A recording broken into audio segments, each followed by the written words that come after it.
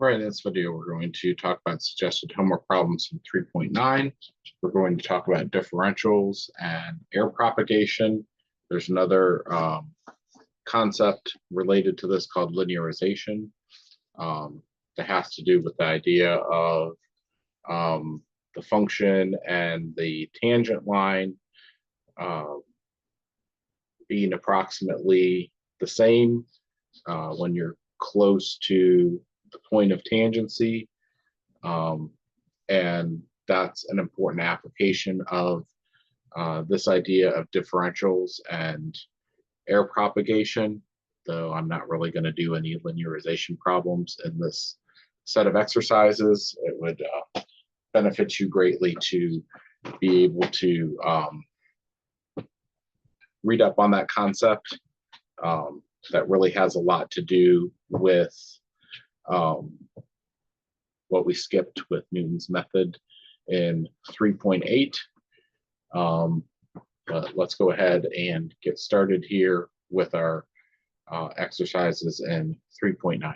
So if y is equal to 0.5 x to the third, and our x value, x equals 1, and our delta x is exactly equal to dx is equal to 1/10, then we want to find delta y, and we want to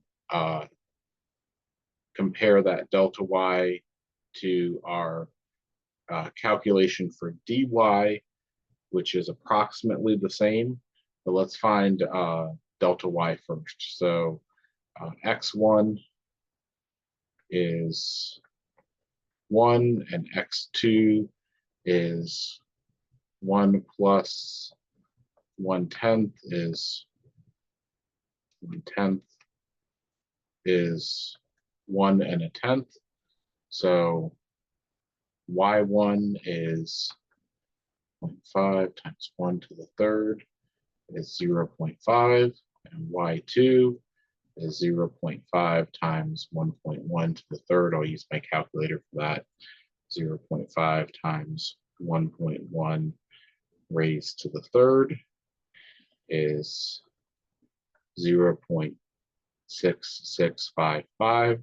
So delta y is exactly y2 minus y1 is 0.6655 minus 0.5 is exactly equal to 0.1655.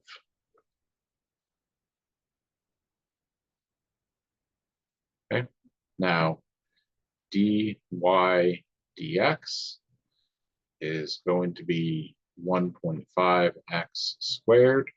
And we'll split our differentials here, multiplying to the right-hand side by dx, and dy will be equal to 1.5 times 1 squared times dx is 0.1. It's the same thing as delta x. 1.5 times 1 squared times 0.1 is 0.15. And notice how close these two are, that dy is approximately delta y. That's going to be our key concept for this section, is that we can use dy to approximate delta y for small values of delta x. So let's look now at number 17.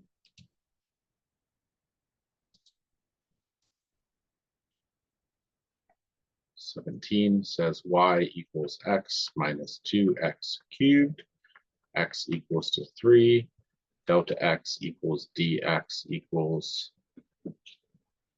1,000.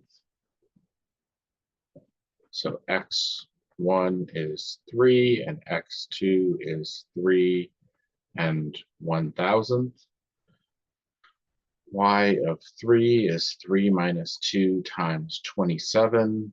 is 3 minus 54 is a negative 51. Y of 3 and a thousandth is 3 and a thousandth minus 2 times 3 and a thousandth cubed. 3 and a thousandth minus 2 times 3 and a thousandth to the third. That's a negative 51.05, 3018. Subtract a negative 51, so I'm going to add 51 to that. Delta y will be exactly equal to negative 0.05, 3018, 002. So dy dx is 1 minus 6x squared. Dy is equal to 1 minus 6x squared dx. Dy is 1 minus 6 times 3 squared times 0.001. So dy is 1 minus 6 times 9 is 54, 0.001. It's a negative 53 times 0.001. That will move the decimal point 3 to the left.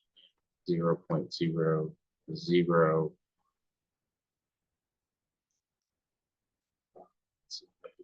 53 divided by 1,000 is negative 0.053, like so. And look at that, how close that is here. They agree all the way up to the thousandths place value. And if I were to round to the thousandths, they would be exactly the same.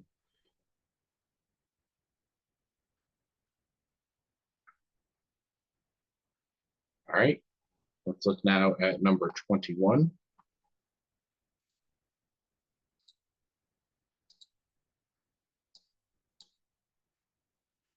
And y is equal to x tan of x.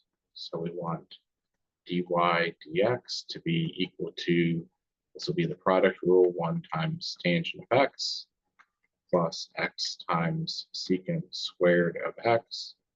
So dy dx is equal to tangent of x plus x secant squared x. And that makes dy equal to tan x plus x secant squared x times dx. Let's move on to number 33.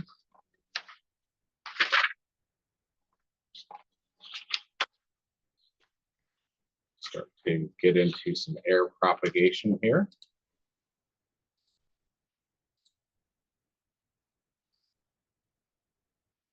So let's say that x is equal to 10 inches, delta x is equal to plus or minus 1/32 of an inch. And we want to approximate the possible propagated air in computing the area of the square. So the area of the square will be x squared. If we had no air, area of 10 is 10 inches squared is 100 square inches. I'll need that later. dA dx is 2x. So dA is equal to 2x dx. Delta A is approximately 2x delta x. So delta A is approximately 2 times 10 inches times plus or minus 1/32 of an inch. So 2 goes into 32 16 times. and this is 5, this is 8. So we have plus or minus 5/8 of a square inch for our propagated air, approximately, but that's how we would estimate it. And let's approximate the percent air here. So percent air would be this dA that I just calculated over the value of A that I calculated up here times 100% will be 5/8 over 100 times 100%. And so this is going to be 5/8%. That's really good. 5/8, if you want that as a decimal, is 0.625% for our percent air. Let's look now at number 35. We have a cube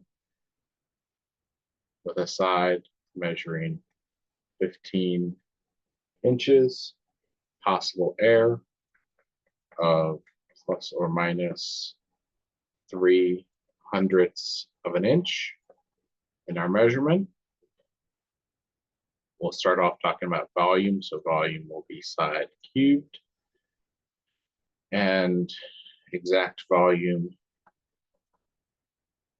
for, if this was exactly 15 cubed is 3375 cubic inches. We'll need that later. dV dx is 3x squared. dV is equal to 3x squared dx, and delta V is approximately 3x squared delta x. So delta V is approximately 3 times 15 inches squared times plus or minus 0.03 inches is 3 times 15 squared times 0.03. This will be plus or minus 20.25 cubic inches. And I'll go ahead and do part B for volume before I start on surface area to find the or part C of this. So dV divided by V times 100% is going to be 20.25 divided by 3375 times 100%.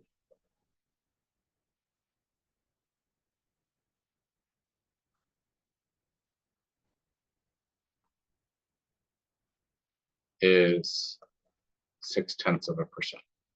So that's this part right here. I've done this and I've done that. And C1 I'll call that. And then B is surface area, which I'll call capital S. And there's 6 sides to the cube, and each of them is x squared. So S of 15, 6 times 15 squared would be 1350 square inches if there was no air. ds dx is 12x. ds is equal to 12x dx. So delta S is approximately 12x delta x. Delta S is approximately 12 times 15 inches times plus or minus 0.03 inches. 12 times 15 times 0.03 is delta S is approximately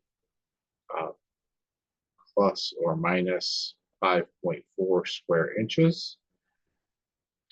And now that I have that information, I can do the other part of part C, where ds divided by s times 100% is equal to 5.4 over 1350 times 100%.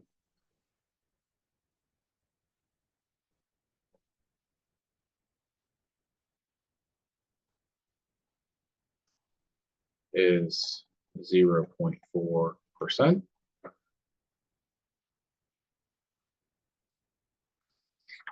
Right, on to number 37.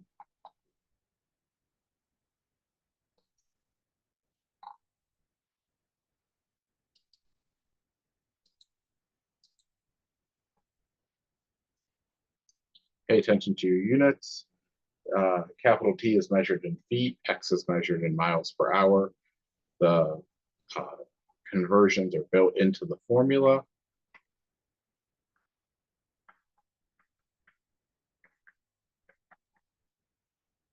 So my X is equal to 25.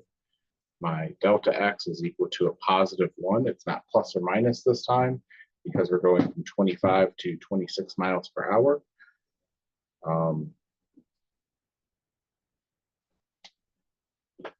So dt dx is 2.5 plus x. dt is 2.5 plus x dx. Delta t is approximately 2.5 plus x delta x. Delta t is approximately 2.5 plus 25 times 1 is 27.5, and these would be feet. And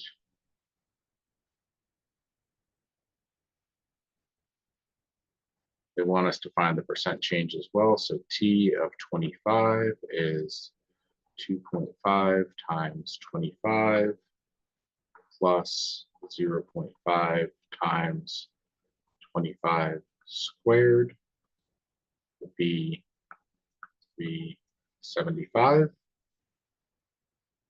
And then our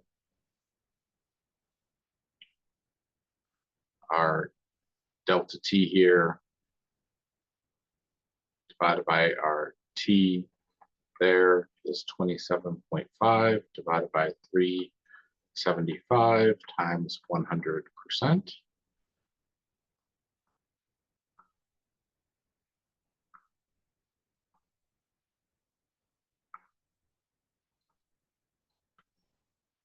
Comes out to be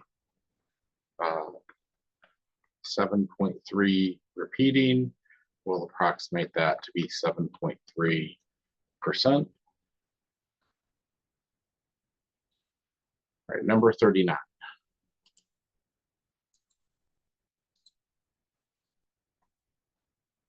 The period of the pendulum, capital T, is equal to 2 pi times the square root of L, the length of the pendulum, over G, the acceleration due to gravity.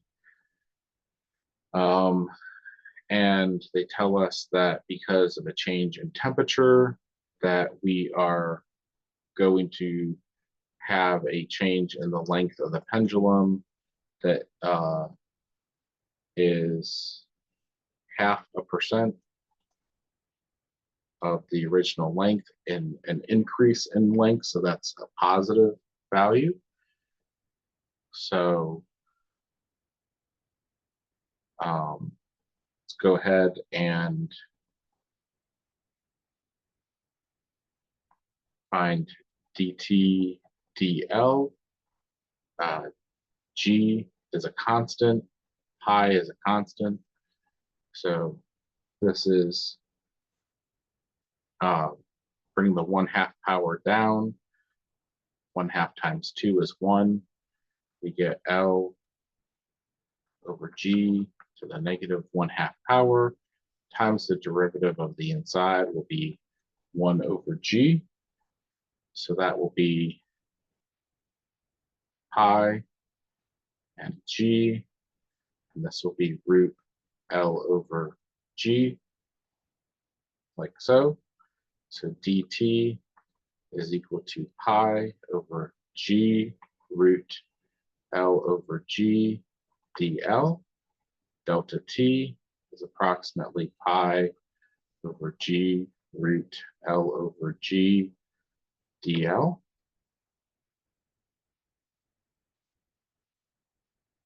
And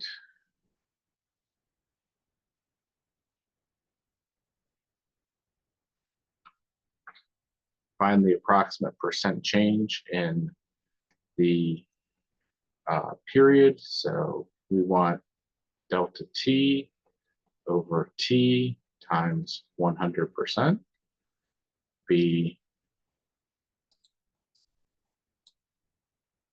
equal to pi over G root L over G dl times the reciprocal of t. This is 1 over 2 pi root L over G. Pi's will cancel here, and I'll have this is equal to dl over G times L over G times 2. And this is going to be dl over 2l. Well, dl is approximately delta L here. I should have changed this to delta L.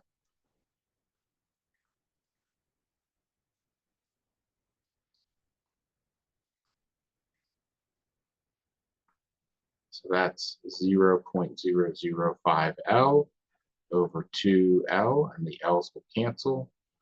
And this is times 100% times 100% times 100% times 100%.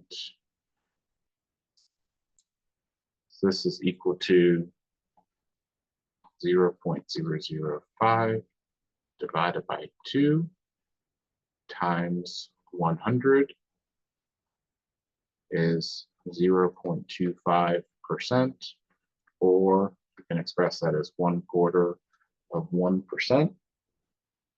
That's part A.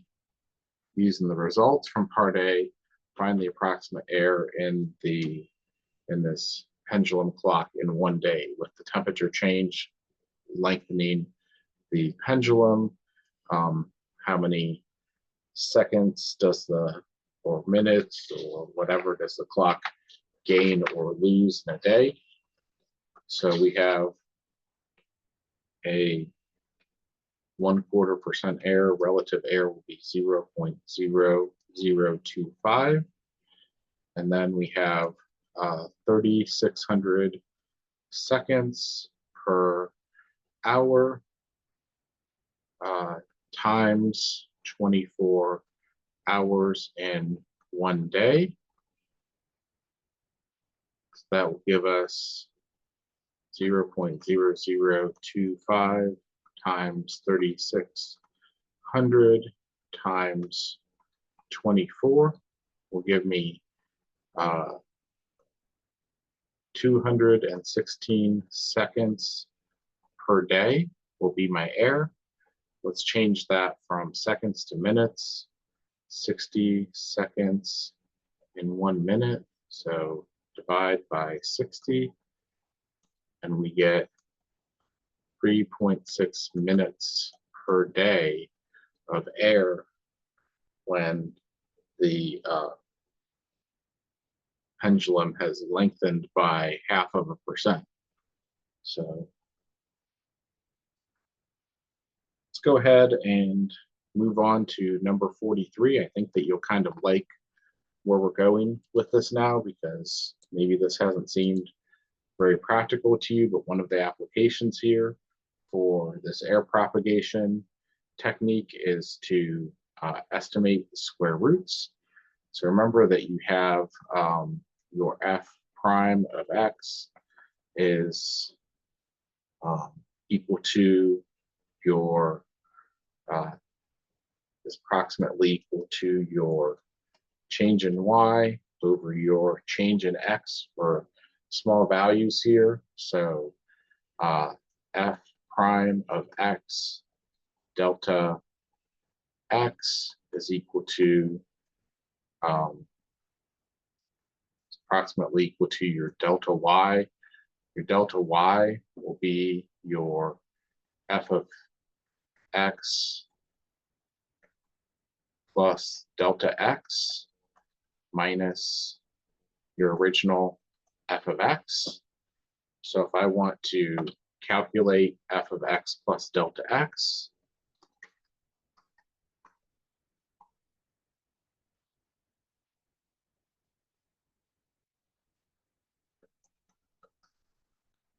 I can say that this is f of x plus f prime of x delta x is approximately f of x plus delta x. What did all that mean? Let's show you an example here. So if I want square root of 99.4, that's really close to 100. If x is 100, I know the square root of 100 is exactly 10. Letting my f of x be equal to the square root of x, then 99.4 has a delta x of negative 0.6. So my f of 99.4 is going to be approximately equal to the square root of 100 plus, and the derivative of the square root function, f of x is equal to the square root of x. F prime of x is 1 over 2 root x. So 1 over 2 root 100 times my dx, which is my delta x here, is negative 0.6. And let's make a calculation here now. So this is f of, so the square root of 99.4 is approximately 10 plus 1 over 20 times negative 0.6. So 10 plus 1 over 20 times negative 0.6. And that gives me my value of 9.97.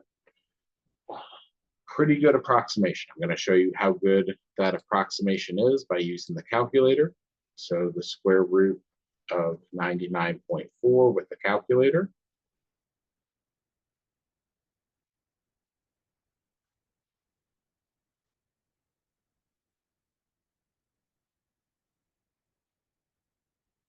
is 9.969954.864. So if we were to round to the hundredths place, be exactly right with our approximation. Even if we were to round to the thousands place or the 10,000s place, we'd be correct with our approximation. So this is a very, very good approximation right here of this square root. And we only needed addition, subtraction, multiplication, division. We didn't need a square root button. So we could use this little bit of calculus because we were using perfect squares and square roots to get rid of one another. We could have found this approximation on a 4-function calculator if that's all that we had, knowing this little bit of calculus that we could do off to the side. So let's do number 45 here. And we have the 4th root of 624. So my f of x is going to be the fourth root of x. I'll let x be 625 as my closest perfect fourth. That's 5 to the fourth. My delta x will be a -1. So same process as before, that I'll just write it all again, that my f prime of x is approximately equal to my delta y over my delta x, and delta y is f of x plus delta x minus f of x over delta x. So we have f prime of x delta x is equal to approximately equal to f of x plus delta x minus f of x, and f of x plus f prime of x delta x is approximately the same as f of x plus delta x. So my f prime of x here, if this is x to the 1/4 power, is 1/4 x to the -3/4, or 1 over 4x to the 3/4 power. So f of x, the fourth root of 625 is 5 plus, and then f prime of x is 1 over 4 times, and then that fourth root cubed, so that's 5 cubed, times my delta x of -1 is approximately the same thing as the fourth root of 624. Let's figure this out with the calculator. 5 plus -1 divided by 4 times 5 to the third is 4.998. Now let's find the fourth root. Let's see, 4 math xth root. So fourth root of 624 with the calculator.